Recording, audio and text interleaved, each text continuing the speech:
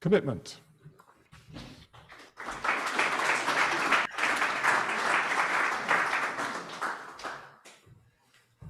Yeah, thank you. Good morning. I will do the readings myself. So, my title today is, first of all, how was your week? Good. It's good to recognize our Eastern European Regional President, Jack Corley, who is here today. Thank you for gracing our service. Thank you. And of course, all of you, thank you for being here. The first commitment you made today was to come. Yeah, so that's great. My sermon today is commitment. I've been thinking about this for a while. And I've been thinking of many things actually. Why we come to service, why we lead the lives we lead. So it's because of commitment. I'm going to take a picture of you because you look so grand. Yeah. Okay, thank you. Yes, I'm really in love with Ecclesiastes these days because we had a recent Bible reading condition, and I got to read parts of Ecclesiastes, and I kind of fell in love with the Buddhist thoughts in there. Everything is meaningless, really. Yeah, so it's all wind. Yeah.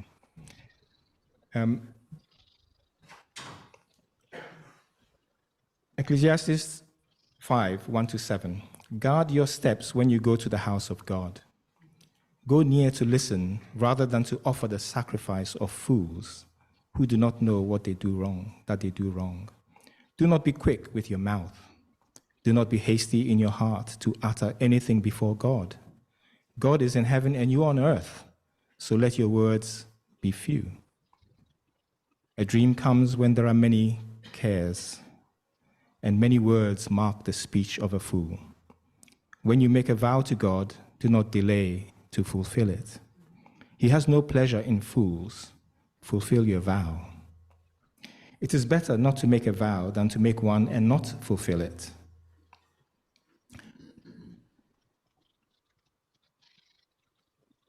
Do not let your mouth lead you into sin, and do not protest to the temple messenger, my vow was a mistake.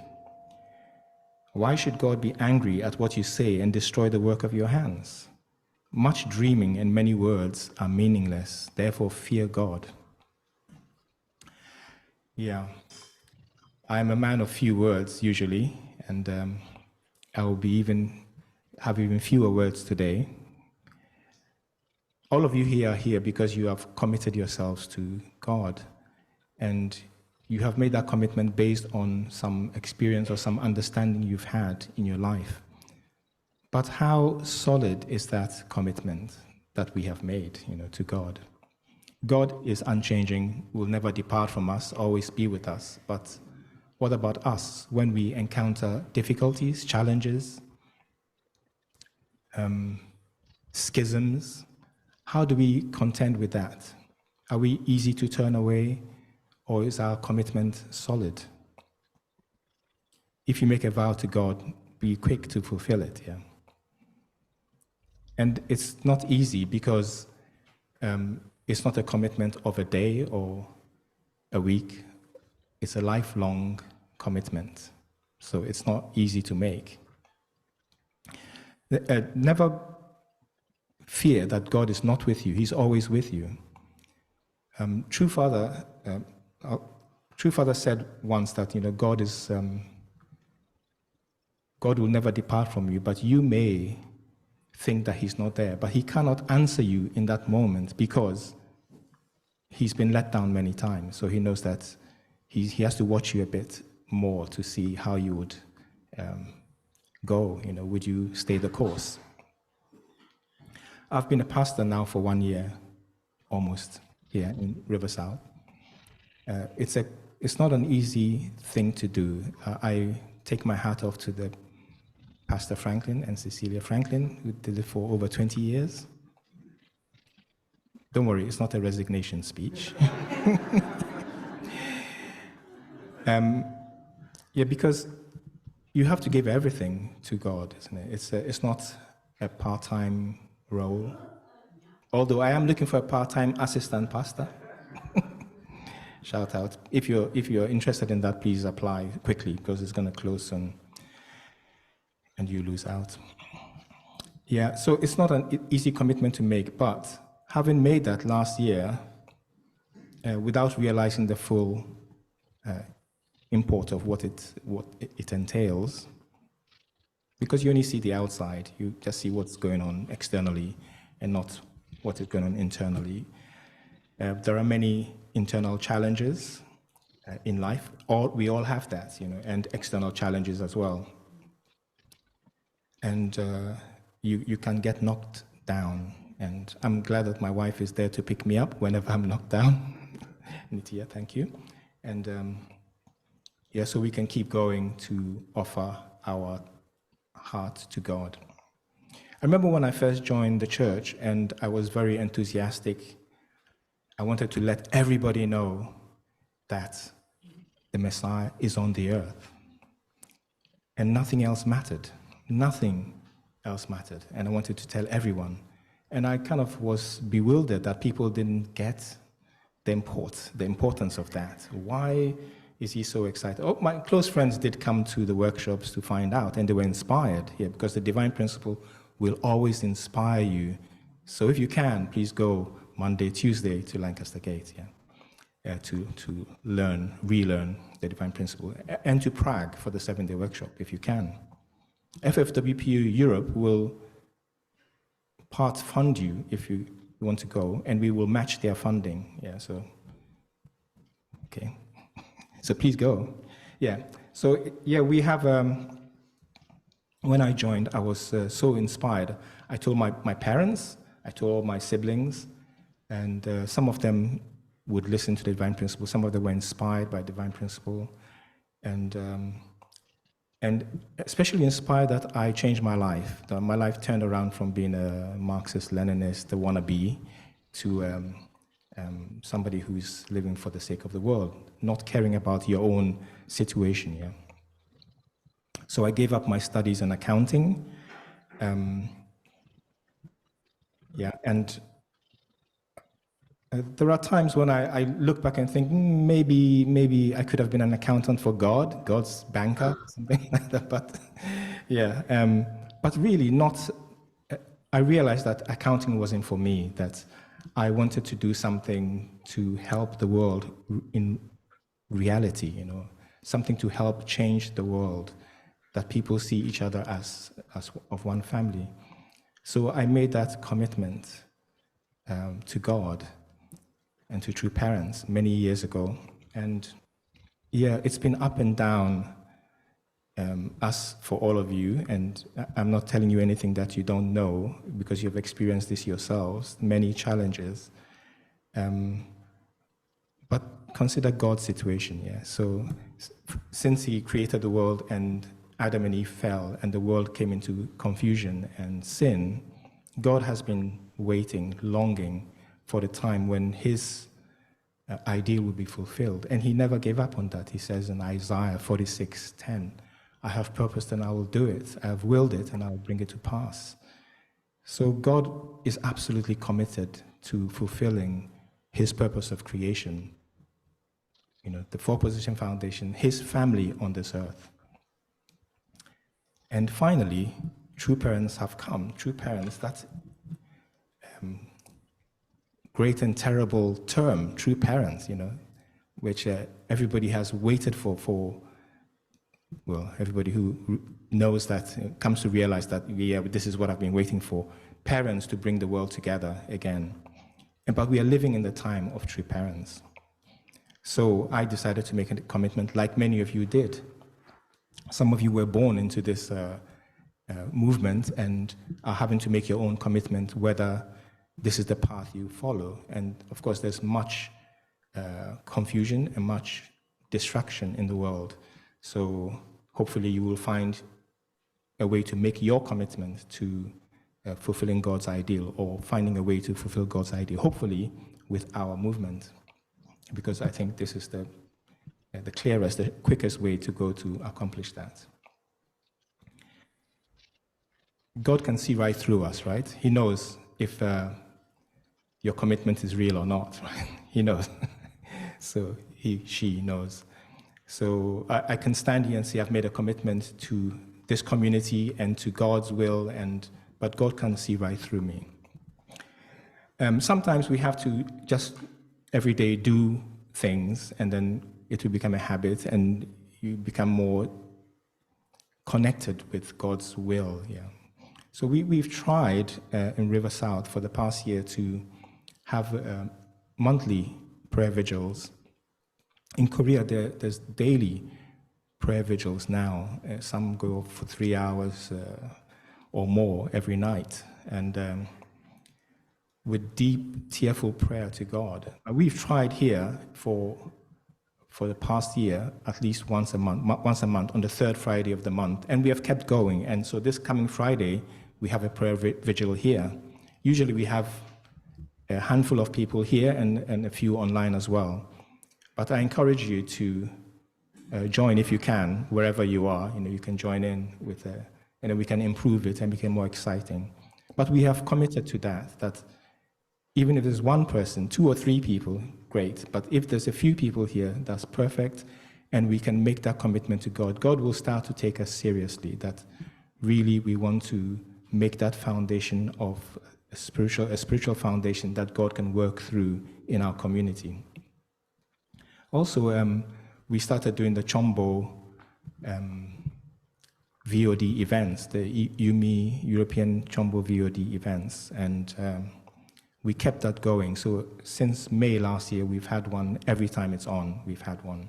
And even when it's not on, like it was in Israel, we still joined in and did it anyway. So, because we need to have that connection with the grace that heaven has given us to liberate our past, the resentment that is in our past, and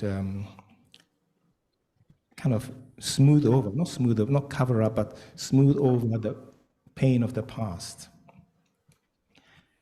I think I've said before here that my relatives in Ireland were involved in the 1916 rising, and one of them was executed for his troubles. So I am trying to resolve the resentment that may be there. It's there between England and Ireland. But what can I do? I'm here, but I can work spiritually. Through the Chombo events, I can try and do my bit. So yesterday we had a Chombo event here in the courtyard room, and initially we thought not many people will be coming because it was very short notice. So we thought the courtyard room would be enough, cozy enough. In the end, it turned out that it was packed out and really, full to the rafters. But still, it was a great event. And the funny thing was, of course, I was offering some ancestor blessing of my generations 1 to 7. Now, for those of you who don't know, our ancestors in the spirit world, they are languishing because of their history and the inherited history of our ancestors. They are some of them are languishing in not a good place, in hell or in not very nice places. So in order to remove them from that situation, we have these ancestor liberation events. And then finally, everybody is supposed to resemble God, so become a blessed couple resembling God's masculine and feminine nature. So over 100 days ago, we had the ancestor liberation of my 1 to 7 generations, which is quite a huge span of time, right? But yesterday we had the ancestor blessing, and I offered to my ancestors that blessing yesterday. And it's funny how things connect, because we think we are living in a vacuum and everything just happens by chance. But we were there sitting watching the ancestor blessing ceremony. Of course, I'm half of a couple. So my sister, my wife, her sisters are also offering blessings for their family, and they live in Korea, right? So they are doing their side, and I'm doing my side as well. So it just so happened that Nitya's, my wife's sister, she was at a blessing ceremony in December. She was not meant to be there. She was meant to be in Seoul, but then ended up in Cheongpyeong, our training center in Cheongpyeong. So that was filmed, and that filming was used yesterday. So as she had done her liberation and blessing in December, and the very same event was connected to our event yesterday, and I could offer the blessing for my ancestors as well. So somehow it connects, we don't think it is. So as we are watching it, then Nitya says, "Oh, that's my sister." And I'm thinking, yeah, my ancestors are here, and they are connected to your ancestors as well. So yeah, I should write that testimony for Reverend Thibault. I'm sure he's waiting for it, yeah. So yeah, so if you were there and you had a good experience, please share it when you can to inspire others also to try and relieve the pain that our ancestors are experiencing in the spirit world. Because we are not just beings that live 70 years on earth and that's that. We live eternally. So where are our ancestors? They are eternally somewhere. In many cases, they are struggling. Next reading is from Luke 9:57 to 62. You may be familiar with this. It's in the Divine Principle.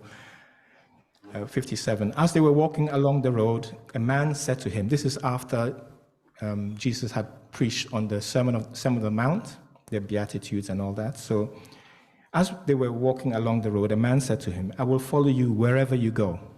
Jesus replied, "Foxes have dens and birds have nests, but the Son of Man has nowhere to lay his head." I guess what this means is I'm not sure if you're serious. Can you really follow me where I'm going, where there's nothing, I have nothing? Are you going to really follow me?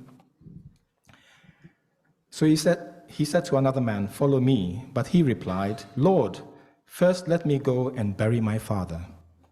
Jesus said to him, "Let the dead bury their own dead, but you go and proclaim the kingdom of God." Nothing is important. When the Messiah is here, nothing else matters. It may seem callous, it may seem from an external viewpoint, Jesus, you're being harsh with this guy, his father who brought him into this world. But actually, when you think about it deeply, it is God's kingdom. Restoring God's kingdom is the priority, because then all other things will be resolved as well. If you focus on your father, well, you may have a good burial, but the world may go to rot. Then what? Then everybody suffers for that. Yeah. Let the dead bury their own dead. Still another said, "I will follow you, Lord, but first let me go back and say goodbye to my family." Jesus replied, "No one who puts a hand to the plow and looks back is fit for service in the kingdom of God." You may be familiar with the story of God saying to Father Moon, "Go north, go up north." He went out to do some grocery shopping, and he got this inspiration from God. Go to the north. He didn't go back home to say, "Can somebody else do the groceries?" He just left and went north. That kind of commitment is what Father had, to respond to the call, to God's call, immediately. Don't look back. Don't look back. Of course, we hesitate many times and we are challenged many times, but we have to get up and, if we can, get up and refocus and connect with God. My third reading is from True Father Moon. On the 15th of April, 1979 in Belvedere, he was talking about prayer, actually. He said, "Do you think I made a commitment to God that I would never change, not for 50 years or the rest of my life?" And of course, everybody says, yeah. "I prayed first for the absolute faith which could say, even if not a single person in this world can believe, I will believe and follow in whatever incredible course you give me. Second, I asked for absolute knowledge and wisdom. Third, I asked for absolute love. I prayed for these three things throughout my life. And now in looking back, I see they have been fulfilled, even when I didn't know it was happening. There is no other power that could go beyond the boundary of race and nation. Since God could give me this absolute wisdom, I could search and find the divine principle and the truth about the world. Now, every time I read the divine principle, it's like a new revelation to me. From the introduction to the second coming. It's, please read it again and again and again.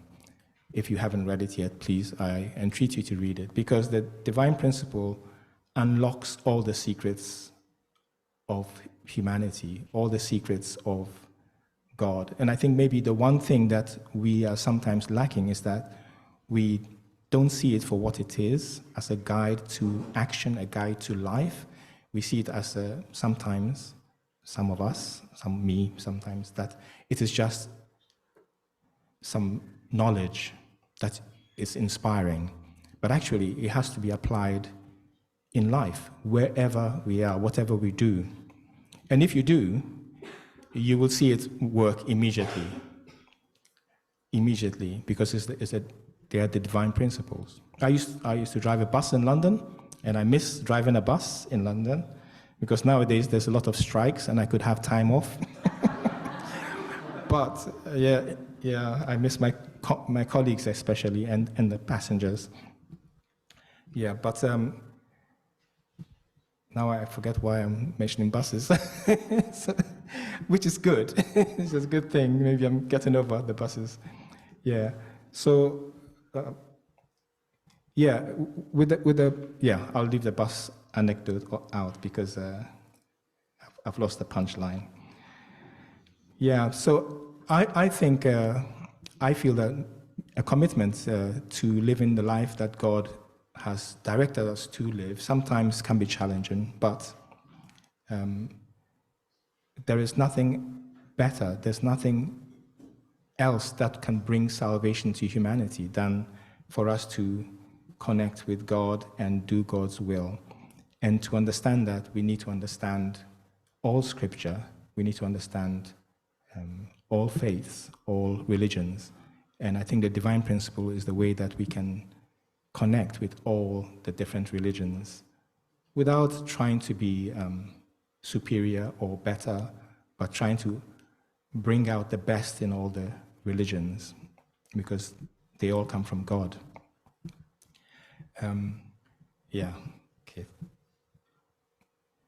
So please keep that commitment, renew that commitment if you can. I don't want to keep plugging the 7-day workshop in Prague, but if you have the time, or you can make the time, 7 days off your work, please go and renew that commitment to God. And let us continue in our community every month in our prayer vigils, and our Chombo events, let's make them bigger and more meaningful for brothers and sisters. I mean, if you know we're going to have it, you can plan towards it, can't you? So next time it's on, we're going to have it, and we'll have a schedule soon. I think this week they are meeting to find out what the schedule for the year is, so you can plan, and week by week, month by month, you can start to liberate all the past problems that we have. With Ireland, I'm trying to work with Column in Ireland to have some sort of liberation with the English and the Irish that were hurt during the Troubles or lost their lives during the Troubles. It's difficult to find a good time to do it, because if you choose Easter, it looks like you're nationalist. If you choose the Remembrance Sunday, it looks like you're British. And so we have to find some common ground that everybody can unite around, and we can develop something, a peace road or some conference or some... I'm hoping that we can help here in Britain, that we can connect, of course, because it's between England and Ireland, that we can maybe have a march to Kilmainham jail, where the martyrs were executed, and or to some remembrance site where there's where we have the Remembrance Sunday gatherings or services in Ireland so that we can maybe march from one to the other and link them together in order to symbolize that we are bringing all the pain to an end. Yeah.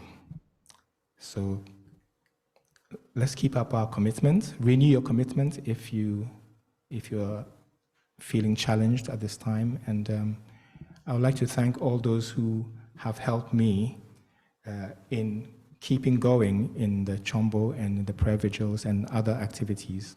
We are going to go up a gear this year. We're going to try to branch out in our outreach. We're going to, we now have the missionaries here helping with the outreach, but we're not going to stop when they go. So it's not like a 2-month commitment to outreach. We have to start and keep going. So thank you for those who have gone to Greenwich this week to support the team. And please keep doing it. And if you can find time, go and help them read the Divine Principle at Greenwich. And let's keep going. Let's make it stronger and stronger. Another thing that I will talk about next week is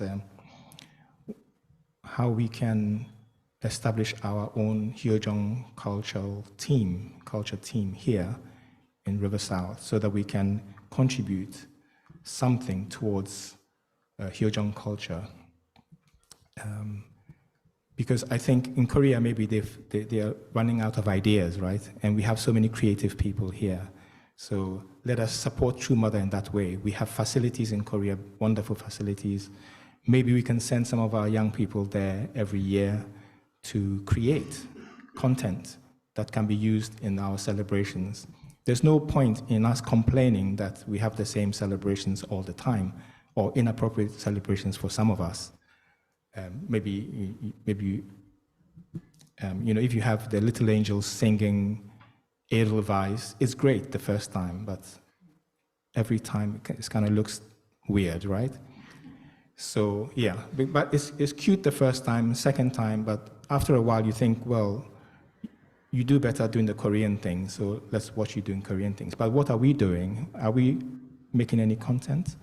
So let us support True Mother in every way we can. You don't need to come next week because that's what I was going to talk about next week. So please join me in prayer.